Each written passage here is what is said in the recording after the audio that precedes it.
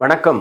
எங்களது பாசத்திற்கும் மரியாதைக்குரிய பிற்படுத்தப்பட்ட மற்றும் மிக பிற்படுத்தப்பட்ட சமுதாய உறவுகளே, பிரதிநிதிகளே, தலைவர்களே, கடந்த காலத்தில் இடபிள்யூஎஸ், அதாவது பொருளாதாரத்தில் பின்தங்கிய முன்னேறிய ஜாதியினரின் இடஒதுக்கீடு கொடுக்கும்போது வாய்மூடி மௌனியாக இருந்தவர்கள், சீர்மரபின சமூகங்கள் கணக்கெடுப்பே எடுக்கக்கூடாது என்று கூறியவர்கள், மத்திய அரசு ஜாதிவாரி கணக்கெடுப்பை நடத்த தாமதப்படுத்தி அதற்குரிய படிவங்களை தயார் செய்யாமல் இன்னும் தாமதப்படுத்தி வருதல் ஆகியவற்றையெல்லாம் கவலைப்படாமல் திடீரென தன்னை அரசியலில் முன்னிலைப்படுத்திக் கொள்ளவும் ஓட்டு வங்கி அரசியலுக்காகவும் ஒரு தலைவர் ஒரு கூட்டத்தை கூட்டுகிறார்.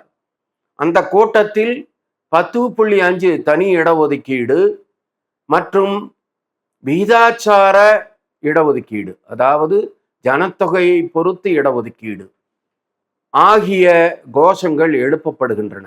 இந்த சூழ்நிலையில் நாம் உண்மையான சமூக நீதிக்காகவும் 256 சமூகங்கள், அதாவது வன்னிய சமூகம் உட்பட்ட சமூகங்கள், யார் யாரெல்லாம் இடஒதுக்கீட்டில் புறக்கணிக்கப்பட்டு யார் யார் அரசு வேலை வாய்ப்புகளிலும் சமூக பொருளாதார சூழ்நிலையிலும் பின்னணியில் இருக்கிறார்கள் என்பதை உண்மையாக கண்டறிந்து முறையான இடஒதுக்கீடு அவர்களுக்கு தரப்பட வேண்டும் என்ற கொள்கையை வலியுறுத்துவதில் உறுதியாக இருக்கிறோம்.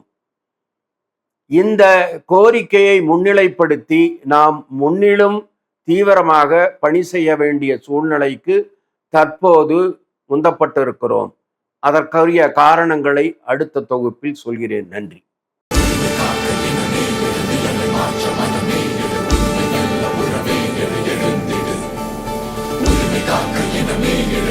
மாற்ற மனமே எழு, உண்மை வெல்ல உறவே எழு.